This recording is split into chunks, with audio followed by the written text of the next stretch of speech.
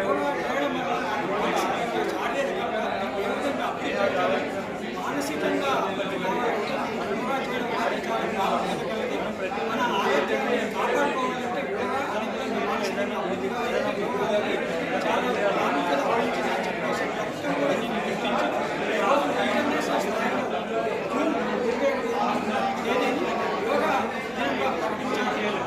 మతము, కులము, వేదము అని ఏదో ఒక ప్రాంతం అని లేకుండా ప్రపంచవ్యాప్తంగా శాస్త్రంగా గుర్తింపబడి యోగా అనేది మన భారతదేశం నుండి ప్రపంచం అంతటా కూడా వ్యాపించేది. ఇలాంటి యోగా చేయడం వల్ల మన పిల్లలు కానీ యువకులు కానీ ఎవరైనా కానీ మానసికంగా శారీరకంగా అభివృద్ధి చెందుతారు. ఇలాంటి చక్కని అవకాశాన్ని మన గ్రంథాలు ఇచ్చాయి. దాన్ని అందరూ మనం ఉపయోగించుకొని యోగాలో మన భారతదేశం ఒక విశ్వగురువుగా అందరికీ మోడల్గా ఉండాలి. దీన్ని నేర్పడానికి కూడా చాలా మంది రామ్దేవ్ బాబా, రవిశంకర్ గారు 3 minutes complete చేయండి.